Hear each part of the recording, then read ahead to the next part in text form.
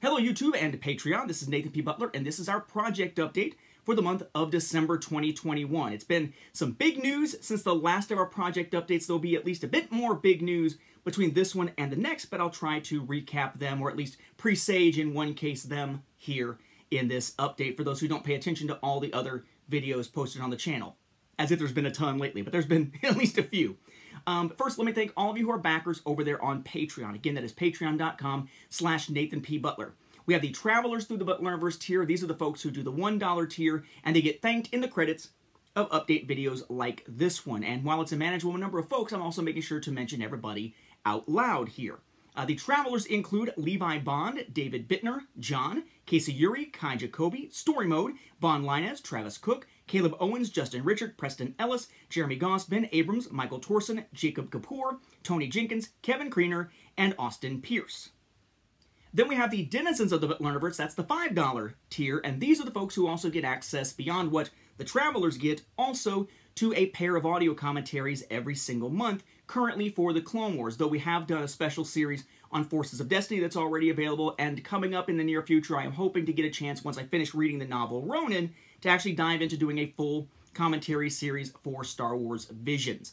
Not to replace the regular Clone Wars ones, but as an add-on like Forces of Destiny was, kind of an added bonus. I'm not sure when I'm going to get a chance to record those. I'm kind of crossing my fingers it'll be sometime soon, but I've got to get through reading Ronin first before I can even record the first commentary, because I feel like getting into that story without having read the Ronin novel will be doing a disservice to those listening to the commentaries. So, those folks, again, the Denizens of the Butlerverse, these include Pavel Gerasimov. Thank you for clarifying that it's a G sound, not a J sound, though I guess I should have known that from when I took Russian, the letters that make the sounds being different. Matt DeRochers, Travis Taylor, Craig Clayton, Walker Langstrat, Joey Zitzman, Stephen Malicia, Robert Medina, Bobby Craig, Jeremiah Mustard, Jaina Hunt, and Aaron Melzak. Then finally, we have the Nobility of the Butlerverse. That's the $10 tier, and these folks get what everybody else is getting, but also get access to that exclusive Q&A episode every single month, where they get to ask the questions. I answer them each month in sort of a longer form, less formal Q&A type video. I'm not sitting at the desk for those. I'm kind of standing over like that away. For those who are watching those videos for among the Nobility, kind of wondering where is it all in relation to each other, it's like, I've shown you from there, well, here's the desk. This part of the desk, at least my work stuff, is right here on like a curving desk. And yeah, it's like right here, like arm's length, where my hand would be reaching out. That's where I'm usually standing, right off the edge of this desk for those videos. Not that anybody ever cared, but still, behind-the-scenes information. The Nobility includes Sky Tri Pallasmere, that's how I'm going to say it until you tell me otherwise, Joe Belich, Connor Steyerman, Jeff Rabjohns, Matthew Hardesty, Kyle Pellegrini, Ennis, Jonathan Confer, Sam Howard, Andrew Bettis, and Benjamin Handelman, who is still around after all this time from being my very first Patreon supporter. So thanks again, Benjamin. I know I say that, each time, thank you among the other thanks, but you've stuck around this entire time since October 17 of 2017, when this whole Patreon thing launched, and still going strong. So let's talk new releases over on Patreon before we jump to YouTube or anything else, including book stuff, which is huge, huge news. That is the biggest news. Over on Patreon, we had the release on December 1st of the audio commentary for the Clone Wars for the episode Revival, the first of the Shadow Collective arc, and they continued that on December 15th with a commentary for Eminence, the second episode of that arc. That will, of course, continue then with Shades of Reason and The Lawless to finish out that arc in January. And then we have, in February and March, it's the sort of Ahsoka leaving the Jedi Order episodes, whatever you want to call that arc, those 4 episodes. 2 in February, 2 in March. That'll finish out Season 5 of the Clone Wars, finish out the Cartoon Network era of Clone Wars, so that on April 1st we kick off the Netflix stuff. If my estimations are correct, with only Netflix and Disney Plus stuff for Clone Wars left, the Clone Wars commentary series on Patreon should end, I believe, with its last episode on April 1st, 2023. So we've got a bit over a year left to go, and then all of Clone Wars will be done, and we'll be moving on, presumably, to Rebels at that point, which I'm really looking forward to. For what it's worth, by the way, all those commentaries for the end of Season 5, those are all recorded, edited, and ready to rock as far as it goes, kind of taking us through the end of March, thankfully. I was able to get some more recorded. I was very close to running out, but I was able to get the rest of those arcs wrapped up. For what it's worth, there is kind of something special with the last one for the Cartoon Network stuff, the one that'll come up on March 15th, the Ides of March, because it's the last Cartoon Network episode. It's Ahsoka walking away from the Jedi Order, but along with that, it already has some emotional punch and some final comments on like that and kind of where the show went from there. But also added into that mix is the fact that it's the last episode of the series at that point in which we ever saw Asajj Ventress. Whereas the rest of her story finishes up... I know, I'm kind of all stopped up and crap. It's the end of the year. It's always like this for me. It's always tough to breathe. But it's the end of Asajj Ventress' story, basically, in the show, which then picks up with the novel Dark Disciple. And because her arc has been such a big part of the Clone Wars up to that point, I take the time, once the commentary is done for The Wrong Jedi, right, the last episode of the Cartoon Network stuff, again, March 15th commentary episode, to actually spend another good 15 minutes or so just going into this is what happens to Asajj Ventress after the episode. This is how her tale ends in Dark Disciple. But I make it a special spoiler section at the end, because I figure if you're listening to the commentaries, especially if you're listening while you're watching, surely you've seen the episode before, because otherwise you'd be paying attention to the episode, not to what I was saying in the commentary.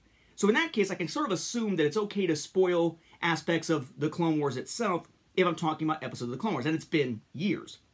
Whereas, not necessarily everybody who's seen the Clone Wars, or is maybe rewatching it, has read Dark Disciple. So I sort of put the Dark Disciple stuff there at the end. I'm going to do the same thing in the Ahsoka's Walkabout arc, the first chronological arc of Season 7, when we start doing the Disney Plus stuff with the commentaries. I'm going to do the same thing for Son of Dathomir, because we're going to need the Son of Dathomir information to understand how Maul goes from where we see him basically in the Lawless, at the end of the Lawless, at the end of the Shadow Collective arc in Season 5, and when all of a sudden he shows up free and fine in Season 7 during the Ahsoka's Walkabout arc.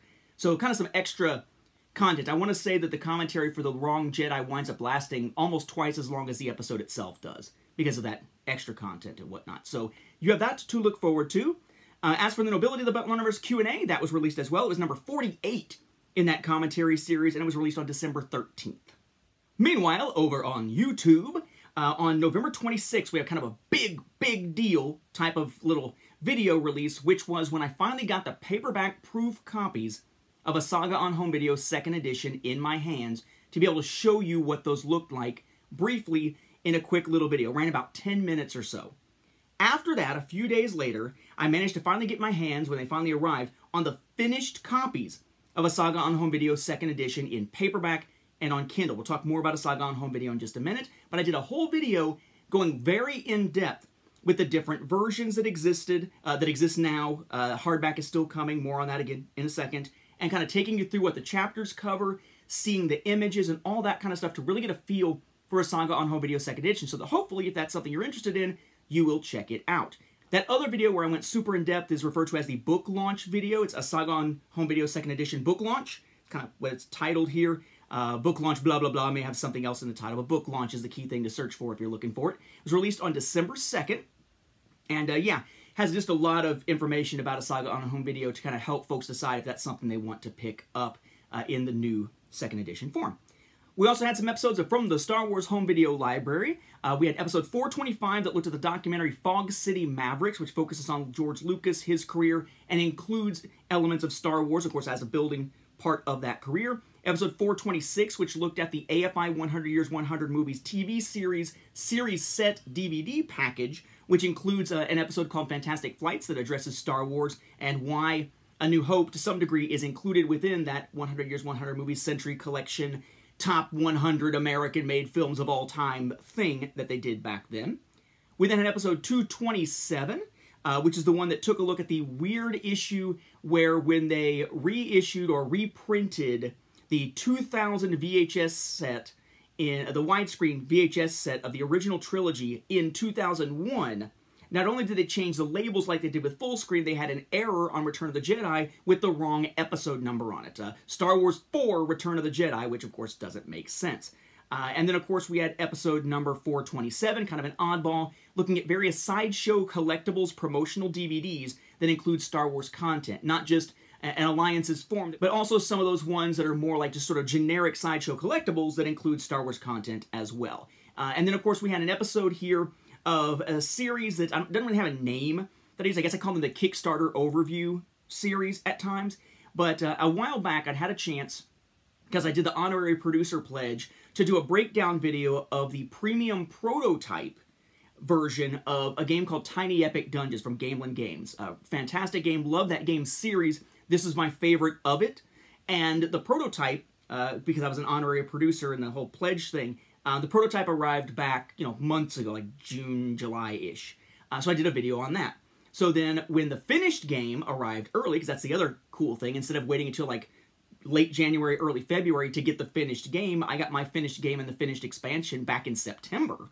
I finally had a chance to break that down to do an overview of the content of Tiny Epic Dungeons and its expansion, and in many cases comparing the components to what was in that prototype. I really enjoy doing that sort of thing. I know it's not necessarily in the same vein as everything else mostly on the channel, but it's kind of a fun thing I do. I like the board game stuff at this point, so having had a chance to do that I thought was kind of fun, and it has sort of a different target audience, I suppose, but hopefully some of you are maybe crossing over in terms of your interest, and maybe that is something you checked out too, not just the Star Wars stuff. I do also have some other stuff recorded that's not out yet that should be out sometime soon now that I am finally on the semester break. Thank goodness. The last 2 weeks were the most insane, stressful, frustrating end of semester stuff that I have ever experienced with the program that I'm working with right now. Lots of things happening all at once. A new platform, students not being used to it, students not taking advantage of things when they should have. Just all kinds of craziness kind of hitting all at once made for a crazy week. Like for most of the last week, for instance, of school, with the exception of breaks built in purposely to like eat lunch, I was basically on the phone doing phone-based assessments for 12 hours straight every single day, 8 in the morning to 8 in the evening. It was nuts. It was nuts. But it's done. It's done. And as crazy as it was, we managed to have some real success. If you would ask me, a month before the end of the semester, if you asked me 3 or 4 weeks, 2 weeks even, before the end of the semester, given how crazy it was and how much students still needed to do, how many hadn't done the phone call-based assessments yet, if you had told me that in the end, out of 204 students, only 5 will have failed, and it would only be the 5 who just basically did nothing all semester, like with grades ranging from 0, literal 0, to 25%, I would have said you were nuts. I would have said there's going to have to be probably some other people who will wind up falling by the wayside because they won't get it done because of what I was seeing at the time. And they really pulled it out. Now, I think in my case, part of it's because most of my students were seniors and they want to graduate in May. And some wanted to graduate at the end of this semester. So it had extra motivation that maybe some underclassmen, lower classmen wouldn't necessarily have had. But I was very impressed by how they sort of pulled it out there at the end. Although, boy, I hope we never go through 2 weeks like that again. But now that it's done, I can sit back and say, it sucked. Boy, it sucked. But in the end, I guess it was worth it, right? Because they made it. If they put in a modicum of effort, they really actually managed to pull it off. So that is me being proud of my students and very glad that it's over at the same time. But suffice to say, with that time being open, my expectation is that anything I've already got recorded, I'll be able to get edited, and hopefully I'll be able to get some more stuff prepped and recorded. Kind of depends on my wife's work schedule and when I can actually get in here without my son being in here with me or anything like that. But there are 2 episodes I expect, because we're on break, to be edited soon that are already recorded. The first is an episode of From the Star Wars Home Video Library that will look at a U-matic, right, that gigantic cassette type, not quite that big, but you know what I mean, big, a U-matic press kit, electronic press kit for Revenge of the Sith from 2005. Then I did another episode of From the Star Wars Home Video Library, but it's one of those top 5 episodes that folks have been kind of wanting more of since I did those first ones. This one is like my top 5 annoyances as a collector. Like the stuff that just bugs me as a collector. For example, I'm going to give you one here and I won't go in depth with it. Stuff like when you're trying to buy something and it's, for instance, on eBay, and the only thing people are using when they're selling is stock images rather than images of the actual product you would get. That kind of thing. People tend to like the ones that are sort of annoyed, sort of salty, I guess, for the top whatever lists. So I guess it's appropriate that that wound up being the next one. But I am looking at, hopefully, during this break, getting, some details down so that maybe when my son goes to sleep at night, some nights I can slip away and maybe get some more recording done, which might be, stuff like, top 5 foreign product lines of the Disney era, which is one that I've been considering. I've been thinking about whether or not to do that for like all-time or Disney era. I got a feeling if it's all-time, I'm going to have to probably play around with the number, and maybe it's not 5. I just haven't decided yet. And, you know, I obviously know that it's only going to be 4 and stuff in my experience, so maybe I will, maybe I won't. But I think that's probably one of the ones that's upcoming, or maybe like top 5 bonus items or just something, right? I want to try to do some more positive ones. Speaking of which, there were actually 2 episodes, 2 things I recorded that I have now dumped, that I'm not going to be releasing. The first was another top 5, but it was a very self-indulgent, not mean-spirited, but very close. It sort of towed that line type of episode. Basically, alongside the top 5 things that annoy me as a collector, well, as a home video collector in particular, was like a top 5 stuff that drives me nuts as a content creator of the series and stuff on YouTube. Which included stuff like when somebody will reference you on their channel on something and assume that by virtue of referencing you on their channel, without letting you know or anything like that, just referencing you, that somehow entitles them to you promoting that thing on your channel sight unseen, simply because there was a reference and that kind of thing. Or people trying to dictate content, like, you need to cover this. You must cover this. You must cover it in this way. You shouldn't cover this because I don't like it, kind of stuff. But you almost feel the salt almost coming out right now. But I did a whole thing. It was a long top 5, but it was basically just me bitching the whole time. So I was like, you know what? Maybe that's not the right spirit to do this in. I really don't want to delve too much into that, because it's sort of, I try to keep the atmosphere positive. Even whenever I'm griping about something, I kind of laugh about it as we go, but that really wasn't like a griping and laughing about it. It was almost like a griping and mocking, and I don't think the spirit was what I was trying to get at with it. So I was like, you know what? It doesn't really fit from the Star Wars Home Video Library for sure. It's just about sort of the process of, you know, being a content creator, and that happens to be the main show. I'm not going to do that. So that is gone. That is gone.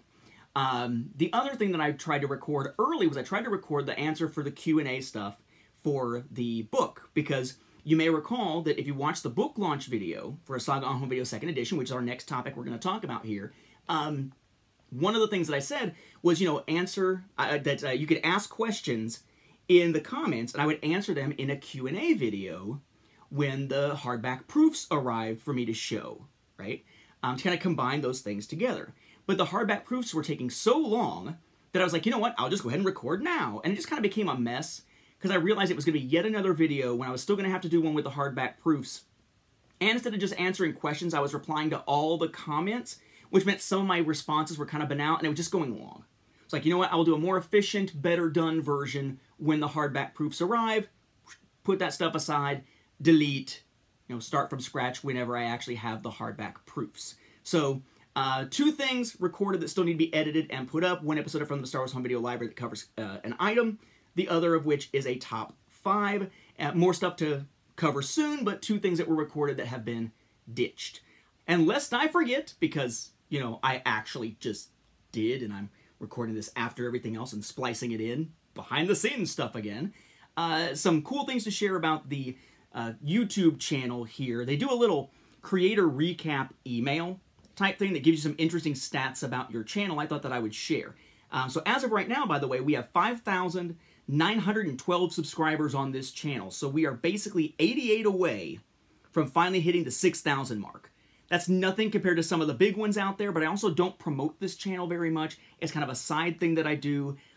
So to me, nearing 6,000 is fantastic. I remember the days when we were excited with podcasting where, you know, if you broke 200 listeners, even 100 initially, that was insane. So 6,000 to me feels like a big number.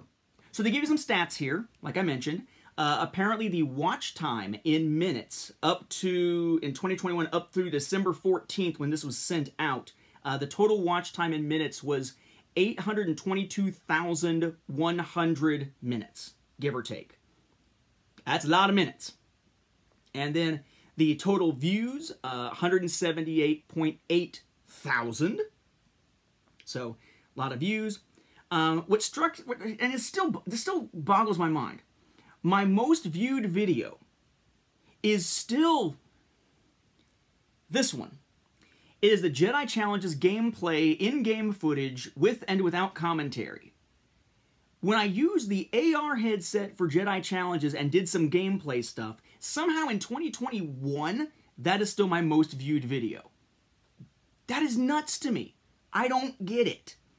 But okay. This goes to show how unappealing the rest of my content is compared to that, I suppose. Let's see. Then top countries for viewing the channel, not surprising at all, United States, United Kingdom, Canada. Total comments received at that point, 872, I'm assuming in the year. January being the month with the most views. 4,368 likes, 872 comments. So, that's cool. Yeah, all in this year. It mentioned the comment thing twice, that's why I mentioned it twice there. Let's see, lifetime highlights. The days since my first upload as of when this went out was 3,638. Lifetime likes, 40.1 thousand. Lifetime comments, 27.9 thousand. It's a lot. I don't know what those numbers mean in context of anybody else. I have no idea. But just, to me, it goes to show that there is an audience for this stuff and that you guys enjoy the interaction. And so do I. I really do enjoy the interactions. And aside from every once in a while having to go hide from channel, bye-bye, douchebag. Aside from stuff like that, for the most part, it has been a really good experience and a positive atmosphere to the comments and the interactions on this channel. And that is not down to me. I just like moderate from time to time with the little buttons. That is down to you. That is down to you guys being a very positive community. I think the Star Wars home video community especially is a very positive community much of the time. But just in the grand scheme of the sewer that is the internet most of the time, or internet comment sections, I think we sort of managed to dodge a lot of blaster fire, so to speak, in having very positive ones. So my thanks to you guys for keeping that going. That is more, again, on you that is so positive than it is on me. Thank you. Which brings us to, speaking of hardback proofs and everything, the book. In 2017, I put out this.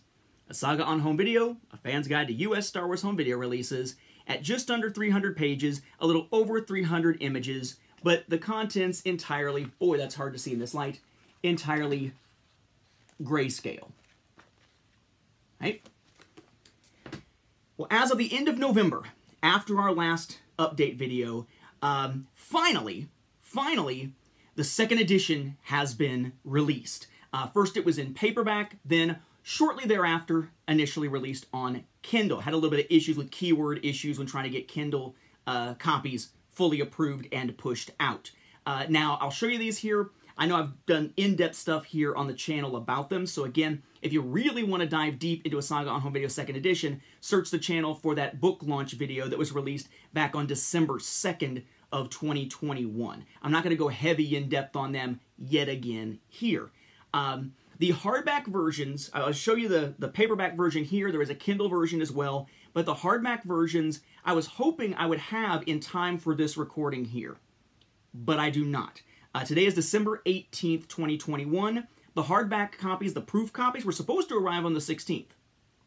None of them even shipped by the 16th.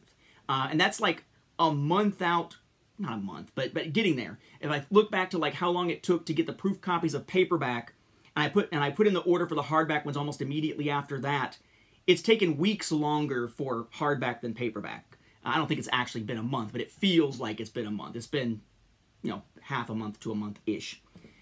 Nobody cares, Nathan. Nobody cares. Get on with it. Suffice to say, they have now shipped. So, assuming everything goes the way that Amazon's timing says it will, and usually it does once something has shipped from Amazon for me, I should have one of the hardback proofs tomorrow, too late to record, and the other two on Monday. Once I have them, I will do a video, even if I have to wait until Cade's asleep some night to record real quick. I will do a video to show you the hardback versions, because I know for a lot of people, that's the ones they were kind of leaning towards, even though they're more expensive, and they've been waiting to see them before making that kind of decision. So I will be able to put up a video as soon as I get them, pretty much, even before I have finished copies myself, just based on the proof copies. Assuming the proof copies look good, assuming there's no issues I need to deal with the proof copies, then I will be able to hit the button and the hardback version of a Saga on Home Video 2nd Edition should launch fingers crossed, before Christmas. Maybe a day or two before Christmas, but should be launching here in late December 2021, I believe prior to Christmas. Again, if I get them in my hands on the 19th and the 20th, I click the button, even if it takes a day or two, it's still slightly before Christmas 2021, which is nice, even though that's really kind of cutting it close to say that it's out by Christmas. Suffice to say here, let's take a look. So it is a 3-volume set that I have just released.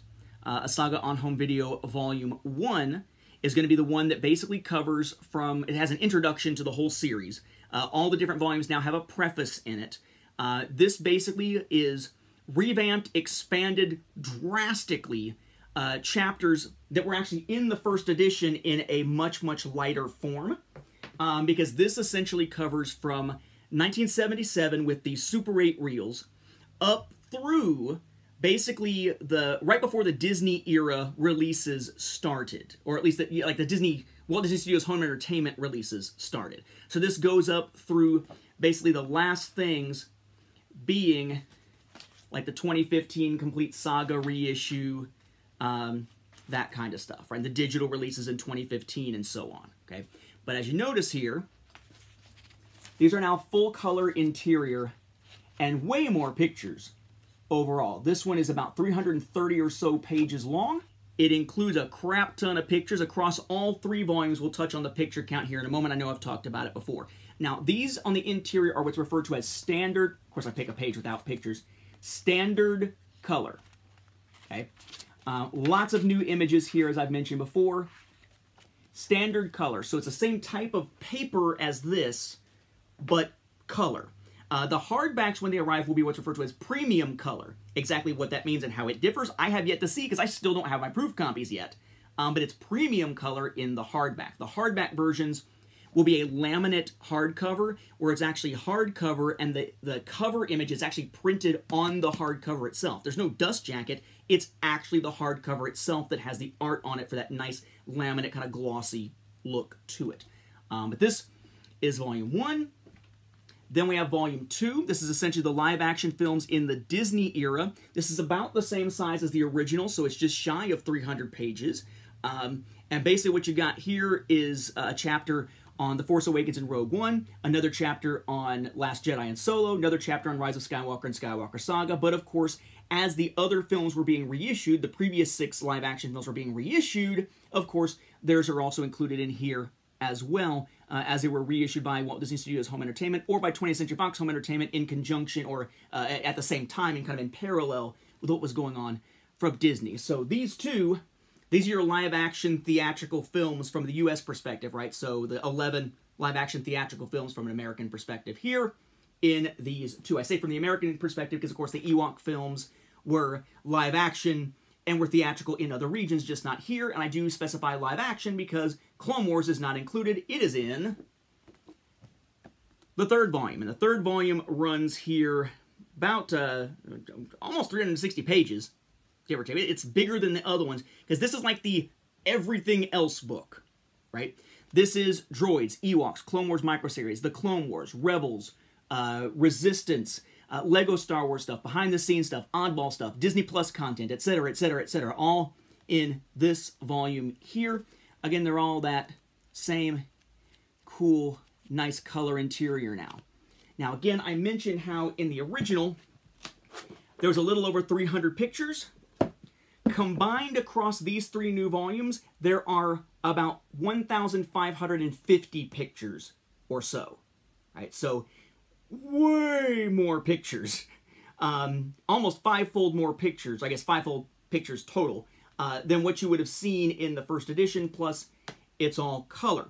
Now, of course, the fact that it is color interiors and more page count does mean that we are looking at different price tags than what you would have seen on the original version. The original first edition, by the way, this version is now a collector's item if you have it, because it is out of print. It is gone at this point. The paperbacks are running $29.99, okay? And I talked in the book launch video about why the pricing is what it is versus, like, how much does Amazon charge, and what are the fees built in with Amazon, and what point do you start earning any royalties whatsoever on a published book through Amazon's Kindle Direct Publishing, and so on, and so on, and so on. I'm not going to go into the details now. Feel free to jump into the book launch video to see that, but suffice to say, each paperback volume $29.99. I kept the price consistent across all three to make it easier for folks to kind of plan for what they might want to pick up. Cut that in half, and you get the Kindle price of $14.99 each, or just about in half, right? Like a penny or something different. So with the Kindle versions, what you got is what's referred to as a print replica version. Looks gorgeous because there is no fact that it's printed on paper that has grain, so it's crystal clear images. Beautiful stuff. But it is a print replica Kindle ebook for each one, which basically means it is something you can use on a Kindle tablet, like a Kindle Fire. You can use it on the app, right? So I can open it up on the Kindle app on my phone or the Kindle app on my iPad. You will not be able to use a Kindle e-ink reader to read this book, though, or to read the 3 volumes. So like my Kindle Paperwhite is an e-ink screen, which I love for reading, but that doesn't really work very well for something that has so many images in a specific layout and so on. So a print replica version will not work on an e-ink reader. It does work on the other Kindle platforms and whatnot, though, in case you want to go for digital and go for the more affordable copy, because again, it's basically half the price per volume at $14.99 than the paperbacks at $29.99. The hardbacks, when they arrive, will be $59.99 each. Yes, doubled again off of this. The reason for that is the sheer printing cost involved in it kicks up that price to the point where there's really not a whole lot I can do to tweak that. And looking at those, though, I tend to think of those as kind of like they're going to be like the luxury edition. Like, this is the standard edition. For those who are particularly interested in being able to carry it more easily, like on a device, to be able to flip through, or who want those absolutely gorgeous images that have never been printed on paper or anything, the Kindle version is sort of like a budget version of the series. And then, of course, with premium cover and laminate hardcover, actually with the cover printed on the hardcover itself, those hardcover copies are going to be the sort of like premium version of picking it up, which, because of the printing costs and everything, do have that sort of premium price tag on it of $59.99 per volume. So it's finally here after years of working on it and all these updates saying, here's where the progress is, here's where the progress is, look at my notebook, look at how I'm doing all the hand editing, oh my god, it's going to take forever, I'm going to do more pictures, my god. Just feeling like I was going crazy sometimes with the sheer amount of work being done on it. It is finally here. A Saga on Home Video 2nd edition with those covers based on the 2000 VHS has arrived. It's available. You can get them on Amazon now, and you should be able to get the hardcover version here in a matter of hopefully just a week or two or less. Crossing my fingers that the proof copies turn out good.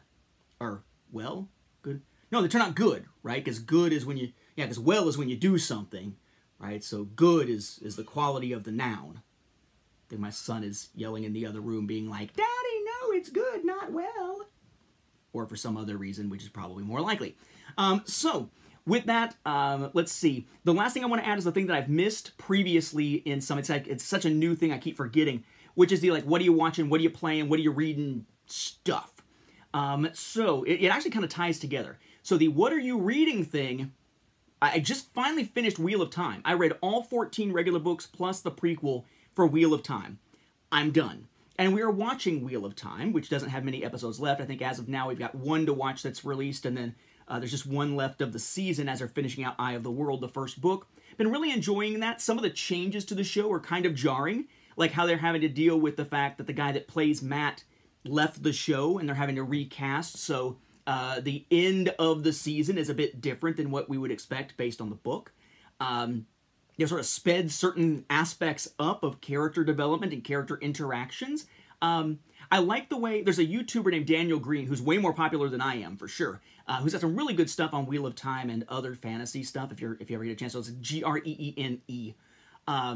But he makes an interesting point when he was doing one of his reviews on the show, that he just sort of thinks of it as another turning of the wheel, another cycle, you know, of this perpetually cycling Wheel of Time, where, you know, events transpire here in maybe a similar way, right? So it's like an alternate universe, but you can even use the terminology of the series to some degree, because it also does have some alternate universe stuff as well. So either, you know, another cycle of the wheel, maybe it's an alternate universe, whatever, but I'm really enjoying it and not really able to be kicked out of it that much by the changes. Because there are certain things about the books that just wouldn't have translated well to the screen. Speaking of books and TV, I am in the middle of reading Leviathan Falls, which is the last book in The Expanse. Meanwhile, I am about to start watching, probably tonight, I'll start watching the first episode of season 6 of I think it's 6, the newest season, the last season of the Expanse TV series. I'm kind of curious how that goes. I don't remember everything with as much detail from the earlier books of The Expanse because of when I read them compared to now. But there was a big change in the previous season of the show where a character was sort of written out of the show who is still around in the books as of the last book. But other characters are gone. So it'd be interesting to see how exactly they're doing it that might be a little bit different than what we saw in the books. It's unfortunate that they're not going all the way with the show, like they're not going to go all the way through Leviathan Falls. They're basically stopping right before the next freaking enormous change of the series within the books, like a real sea change event, or at least it seems to be. But I guess, if they got to end somewhere, they shouldn't end it on a cliffhanger. At least I hope it's not going to end on a cliffhanger like, read the other books. Just ignore that this character is supposed to be dead. Kind of stuff. Let's see. So there's that. Other stuff that I'm watching, I'm trying to finish up Lower Decks, right? Star Trek Lower Decks. I have not started Prodigy, but I intend to do that soon. My wife and I are trying to keep up with Discovery as new episodes come out. Discovery and Wheel of Time and Hawkeye are the things we're actually trying to watch together right now, which always means we're a little bit behind. Hawkeye, keeping up with. Enjoying Hawkeye more than I thought I would. I was like, oh, Hawkeye, yay. But enjoying it way more than I thought that I would. I don't know where I would rank it compared to the other ones until it's done. But enjoying it. Excited to eventually see No Way Home, but obviously that's a theatrical thing. We got to find a time during the break when my wife is maybe off or something where she can be here with our son and I can go see No Way Home by myself. And then maybe do the same thing for her, right? Getting a chance to go see a movie together in these times, particularly not being sure how he would react to being in a movie theater, not happening. So, especially since he can't be vaccinated yet, and she has been, but is still very high risk either way. Let's see. Other stuff. Watching, I can't really think of much else under watching. Under reading, the next thing I'm going to hit after finishing the last book of The Expanse is either going to be to finally dive back into the Star Wars stuff that I'm way behind on, including High Republic, or I'm going to jump into, briefly, a one-off book, a Final Girl support group, because I've been playing the Final Girl board game and really enjoying that, and, I've always heard good things about that book. Let's see. Reading comics-wise, unfortunately, my favorite series in years, Die, has finally ended, but I am now catching up, again, on all the Star Wars stuff. I'm much more caught up on the Star Wars comics than the books right now, because I don't need to be keeping up for a podcast or for the Star Wars Timeline Gold, which has been liberating along the way. Let's see. Game-wise, I already mentioned Final Girl. Board game-wise, I've been playing Final Girl quite a bit. Got all that stuff from the Kickstarter. Been playing a D6, a Deep Space D6, which is something that, everybody talks about as this great solo game. And I'm like, it can't possibly be as addictive and good as everybody's making it out to be when it's just this simple game in this little box. Holy crap, they're right. It's addictive as hell. If you get a chance to play Deep Space D6, it is excellent. Surprisingly so. Just been digging that. I'm actually in the process now, probably tonight or sometime this weekend. My hope is to finally get back into playing Arkham Horror, the card game. Everybody talks about it being like this amazing solo game, and just this amazing game in general. But I was always sort of intimidated by it. So I got the core box. It was like, oh my god, there's so much stuff for so many years. There's no way I would ever collect everything. It's another rabbit hole to fall down. But what they're doing now is they've just released a revised core box where you don't have to have 2 of them to accommodate 4 players. And it has some extra cards from some of the later stuff to let you advance a little bit earlier in certain ways. And now they're taking apparently some of the older stuff and kind of combining and revamping certain things so that as they're releasing new stuff and some of the older stuff, it's like a box of everything instead of a bunch of smaller packs like the old Star Wars LCG was, and a box of the investigators instead of getting the different investigator packs. So given that model, and the fact that it's sort of beginning again to some degree and being sort of user-friendly to new people jumping in, I think I'm probably going to be diving into it, probably with handing off my original core game to someone and picking up the new one, but I want to play a couple of scenarios again before I get back into it. I love the Arkham Horror 3rd Edition. I love Mansions of Madness. I have not played... I love Elder Sign. I have not played Eldritch Horror, though everybody says it's great. I tend to like the setting of Arkham Horror better, just conceptually. And I played Arkham Horror Final Hour and felt like the mythos was too absent. It was just a very different type of game. So that one I didn't get into. But typically, I like the Arkham Horror Files or Arkham Files or whatever they call it games from Fantasy Flight. Let's see. As far as video games go, not really playing anything on the Switch. The Switch is just kind of sitting there at this point. On PS5, I am still playing Returnal. But now that they have made it so that you can suspend a cycle, there's sort of a way to make progress if you don't have the time to make a ton of progress, where basically, you can sort of, cheat the system in essence, right? You get to a good point, you suspend your cycle, you turn off the automatic save uploads, and you manually upload that save. You play some more. If you die, you download the save and jump in again. And when you get to another good point, upload that save. And you kind of leapfrog with the save files so that, in essence, you're sort of creating the ability to save a game that doesn't really have its own save feature, except for one that can be used once and then it's wiped out. So finally getting in some more progress on Returnal, because I only have a chance to play in small doses every once in a while. Finally beat that freaking 5th biome, where you have to get all 3 keys in one shot, and it's not like there are bosses. It's just these crazy tough encounters, like a gauntlet. So now I'm in Biome 6. Not doing great at Biome 6, but I'm in Biome 6 now. The water-ish stuff. Let's see. I am still finishing up Alan Wake Remastered. Love that game. Slowly working my way through it. Cool to see there's going to be a sequel. Or whatever it's going to be. I don't know if it's going to be a sequel, reboot, whatever it is. That new Alan Wake that's coming. So playing those as time permits. And then, since I can do it in the other room when everyone's asleep, like go into our kitchen and do it, on Oculus Quest 2, primarily what I'm playing right now is, let's see, the main thing is Resident Evil 4. I'm still playing through the VR version of Resident Evil 4, which is just amazing to be able to play one of my favorite games ever on that. Also been playing some After the Fall, which is like a zombie horde kind of thing from the makers of Arizona Sunshine, which I really enjoyed. And, every once in a while you take a break and jump into Beat Saber, where they just released the Lady Gaga pack, which is actually quite fun. I'm actually starting to finally appreciate Lady Gaga's music now that I'm playing Beat Saber to it. So, opening horizons for the guy who doesn't listen to the radio to hear music most of the time. So, that's pretty fun. So listen, that's reading, viewing, games. That's it, right? I think that's all that we've covered in these things before.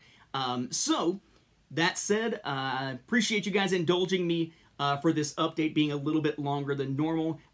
Super excited for you guys to get your hands on a Saga on Home Video 2nd edition. So hopefully if you get a chance to check it out, you'll leave a review over on Amazon. That definitely would help sort of get the word out. And of course, spread the word. It's out. Share the Amazon link. Let people know that it's out. I don't know. Have me do a podcast interview or something, right? Let's get the word out for Saga on Home Video 2nd edition. I think this is kind of like my magnum opus now. I think is the phrase that I'm using correctly. I mean, I did the Star Wars Timeline Gold. That was huge. Retired from it. All my years and the influence in the early days, and then continuing on and just continue to be part of the community with Star Wars podcasting. Retired from that. That was big. I feel like this is probably my last giant-sized fandom contribution from a reference or a guide or a here, let me help the community kind of standpoint. So, Saga on Home Video 2nd edition really is kind of a meaningful thing to me, and I hope you all get a kick out of it, a narrative history of Star Wars on Home Video. But I have talked enough. I will see you guys again in January of 2022, so thank you very much for your interest again. Have a good holiday season, whatever holidays you happen to enjoy, even if it's just New Year's. Have a good one. Let's end this year safe, start the next year on a good footing, and hopefully 2022 will be one of these years that will go down in the history books in positive ways, more so perhaps than some of the last couple years that have been certainly more trying than some of the previous ones. Thank you all, and have a good one. I'll catch you in a month.